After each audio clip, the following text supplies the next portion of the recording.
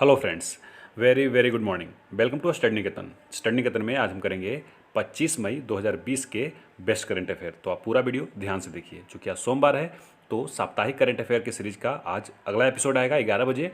आप उसे देखना ना भूलें, प्लीज़ उसे देखें, पूरा रिवीजन हो जाएगा आपका। बीते दिनों भारत में राष्ट्रमंडल दिवस के रूप में कब मनाया गया, यानी कॉमनवेल्थ डे। तो ये भारत में मनाया जाता है जी 24 मई को। ठीक है, इससे रिलेटेड आप एक फ़ोटो देखिए, ये उसका फ्लैग का फ़ोटो है। वर्ष 2019 का थीम आ गया है यहाँ पर, खैर यही याद कर लीजिए आप। अ कनेक्टेड कॉमनवेल्थ मैं बता दूंगा 2020 का।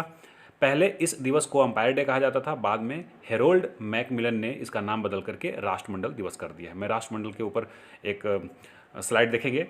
वर्ष 2020 में राष्ट्रमंडल की 71वां वर्षगांठ मनाया जा रहा है और अंपायर डे पहली बार यानी राष्ट्रमंडल दिवस मनाया गया था 1902 में। ठीक है ना, भारत चूंकि बाद में इसका सदस्य बना था इसलिए 71वां मैंने बताया आपको जी। 28 अप्रैल 1949 को 8 देशों ने मिलकर आधुनिक कॉमनवेल्थ की स्थापना की थी। वो आधुनिक कॉमनवेल्थ क्या है? कॉमनवेल्थ का मतलब राष्ट्रमंडल। ये यूनाइटेड किंगडम थे, ऑस्ट्रेलिया, भारत, दक्षिण अफ्रीका, कनाडा, श्रीलंका, न्यूजीलैंड और पाकिस्तान। संयुक्त माफ कीजिए, राष्ट्रमंडल का 54 सदस्य देश हैं जी, और ये एक अंतर सरकारी संगठन है यानी इंटर गवर्नमेंटल ऑर्गेनाइजेशन। इसका 54वां देश एशिया का ही है, मालदीव बना है। कुछ ही दिन पहले मैंने बताया था आपको। यह संगठन उन देशों का समूह है जो कभी ब्रिटिश साम्राज्य के अधीन थे। हालांकि रवांडा और मोजाम्बिक कभी ब्रिटिश साम्राज्य के अधीन नहीं थे, फिर भी वो इसके सदस्य हैं। वहीं संयुक्त राज्य अमेरिका यूएसए ब्रिटिश के अधीन थे, लेकिन वो इसका सदस्य नहीं है जी। ठीक है, ये मैंने जैसा कि बताया कि मार्च के दूसरे सोमवार को मनाया जाता है राष्ट्रमंडल दिवस। राष्ट्रमंडल ये मनाता है, लेकिन इंडिया में 24 मई को मनाया जाता है।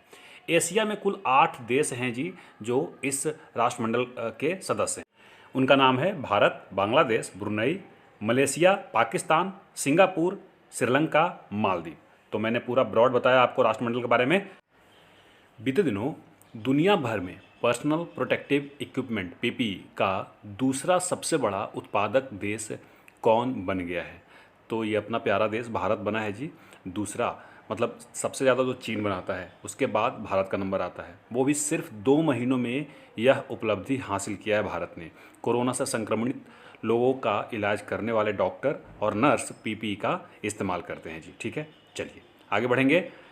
बीते दिनों वित्त मंत्री निर्मला सीतारमन ने बजट 2020-21 में सेल्स की तरह हरित ऊर्जा उपकरणों यानी ग्रीन एनर्जी इक्विपमेंट के आयात शुल्क में कितने प्रतिशत की वृद्धि की है? तो इन्होंने 20% की वृद्धि कर दिया है जी। ठीक है, इसका उद्देश्य उपकरणों के स्थानीय विनिर्माण को चलाना और कम गुणवत्ता वाले चीनी उपकरणों के आयात को कम करना है। ठीक है, वर्तमान में भारत अमेरिका और चीन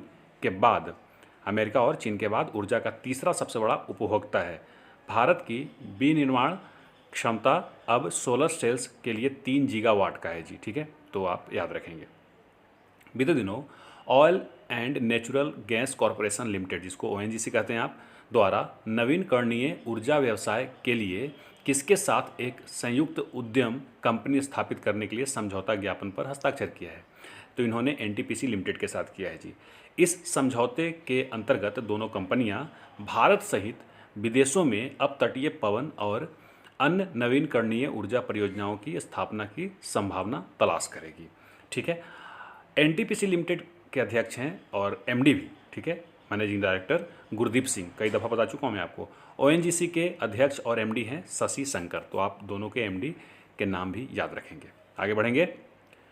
बीते दिनों आरबीआई ने 22 मई 2020 को रेपो रेट में कितने फीसदी की कटौती का घोषणा की है? तो इन्होंने 0.4% की कटौती किया है जी। ठीक है, पहले 4.4% था, अब 0.4% कट गया, यानी कि अब 4% हो गया है। ठीक है, आरबीआई ने रिवर्स रेपो रेट भी कम किया है, 3.75% से घटा करके 3.35% कर दिया है। ठीक है, आपको पता है रेपो रेट और रिवर्स रेपो रेट पिछले दिनों ही मैंने बताया था। अगर आपको पता है तो आप उसका डिफिनेशन लिखिए, नहीं पता है तो वो भी बताइए, मैं कल आपको डिफाइन करके दोनों को बता दूंगा। कोरोना वायरस संबंधी उपायों से निपटने के लिए पिछले 2 महीनों से में आरबीआई गवर्नर शक्तिकांत दास की यह तीसरी प्रेस कॉन्फ्रेंस है जी। पहली कब थी? 27 मार्च को, दूसरी 17 अप्रैल को और तीसरी अभी 22 मई को हुआ। आरबीआई के 25वें गवर्नर हैं ये शक्तिकांत दास, आप 24 में जानते हैं उर्जित पटेल, और 23 में कौन थे, रघुराम जी राजन। मुख्यालय मुंबई में है। 1 अप्रैल 1935 को कोलकाता में इसकी स्थापना किया गया था। ये 4 डिप्टी गवर्नर हैं जी, माइकल पात्रा, एम के जैन, बीपी कानूनगो, एनएस विश्वनाथन। ये 4 नाम आपको बिल्कुल याद होना चाहिए, ठीक है, बिल्कुल याद कर जाइए आप। बीते दिनों किस आईआईटी के अनुसंधानकर्ताओं ने अल्जाइमर की वजह से थोड़े समय के लिए जाने वाले याददाश्त को रोकने या कम करने हेतु नए तकनीक विकसित करने का दावा किया है? तो आप फोटो देख बता सकते हैं क्या? ये आईआईटी गुवाहाटी ने किया है जी। आईआईटी गुवाहाटी के 4 सदस्य वाली टीम ने दिमाग में न्यूरोटॉक्सिक अणु को जमा होने से रोकने के तरीकों का पता लगाने के लिए अल्जाइमर के न्यूरोकेमिकल्स सिद्धांत का अध्ययन किया है, ठीक है। देखिए, गुवाहाटी में आईआईटी भी है और गुवाहाटी में क्या है, उच्च न्यायालय है। क्या आप मुझे बताएंगे कि कितने राज्यों का उच्च न्यायालय है गुवाहाटी? बीते दिनों किस देश ने ओपन स्काईज संधि से अलग होने की घोषणा की है? तो वो कौन सा देश है? बार बार हर संधि से बाहर होते चले जा रहे हैं धीरे धीरे, वो है अमेरिका जी, ठीक है। अमेरिका की राजधानी वाशिंगटन डीसी है और डोनाल्ड ट्रंप अभी राष्ट्रपति हैं, वहाँ चुनाव भी होने वाला है। 35 देशों की यह संधि सदस्य देशों के क्षेत्रों पर निहत्थे निगरानी उड़ानों की अनुमति देती है। यह 2002 में साइन किया गया था जी। इस संधि ने प्रतिभागियों के लिए एक हवाई निगरानी प्रणाली की स्थापना की और भारत इसका सदस्य नहीं है जी। भारत और जापान का अपना ही एक बायलैटरल ओपन स्काई समझौते पर हस्ताक्षर किया गया है 2017 में। बीते दिनों विश्वविद्यालय अनुदान आयोग यूजीसी जिसको कहते हैं, ठीक है, ने विश्वविद्यालयों को क्रेडिट ट्रांसफ़र करने के लिए किस पोर्टल के ऑनलाइन पाठ्यक्रमों का उपयोग करने का निर्देश दिया है? तो ये है जी स्वयं पोर्टल। स्वयं का पूरा नाम आप जानते हैं, study web for of active learnings for young aspiring minds, ठीक है। इसके बारे में और जानते हैं हम। यूजीसी ने हाल ही में विश्वविद्यालयों और कॉलेजों को क्रेडिट ट्रांसफ़र करने के लिए मानव संसाधन और विकास मंत्रालय की ये स्वयं पोर्टल है, तो आप याद रखिए किस मंत्रालय के है, तो मानव संसाधन और विकास मंत्रालय के है जी। पोर्टल पर उपलब्ध व्यापक ओपन ऑनलाइन पाठ्यक्रम का उपयोग करने का निर्देश दिया है। यूजीसी ने पोर्टल पर उपलब्ध 82 अंडर ग्रेजुएट और 42 स्नातकोत्तर गैर इंजीनियरिंग मैसिव ओपन ऑनलाइन पाठ्यक्रम की एक सूची भी जारी की है और मैंने जैसा कि स्वयं का पूरा नाम बताया, आप बिल्कुल याद रखिएगा। बीते दिनों संयुक्त राष्ट्र ने किस राज्य की खुडोल पहल को कोविड-19 के खिलाफ लड़ने के लिए शीर्ष 10 वैश्विक पहलों में से एक के रूप में सूचीबद्ध किया है? तो ये मणिपुर के है जी, ठीक है।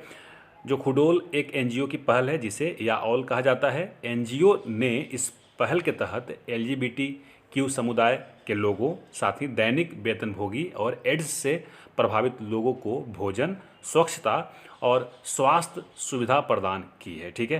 तो इतना जानकारी हो गया। अब बताता हूँ मैं आपको मणिपुर के बारे में। राजधानी इम्फाल है, 16 जिले हैं, राजभाषा मणिपुरी है। गठन 21 जनवरी 1972 को हुआ था और राज्यपाल नजमा हेपतुल्ला हैं जी। मुख्यमंत्री एन बीरेन सिंह है और विधानसभा में यहाँ पर 60 सीटें हैं, राज्यसभा में 1, लोकसभा में 2 और मणिपुर उच्च न्यायालय है।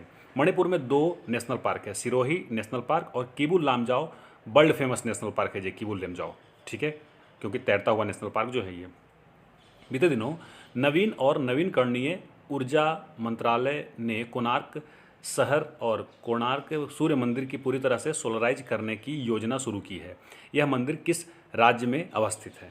तो आपको पता होना चाहिए, बिल्कुल सही, उड़ीसा में है जी। इस योजना में 10 मेगावाट ग्रिड कनेक्टेड सौर परियोजना स्थापित की जाएगी। इस परियोजना को उड़ीसा अक्षय ऊर्जा विकास एजेंसी द्वारा कार्यान्वित किया जाएगा जी, ठीक है। अब मैं कोणार्क मंदिर के बारे में बताता हूँ।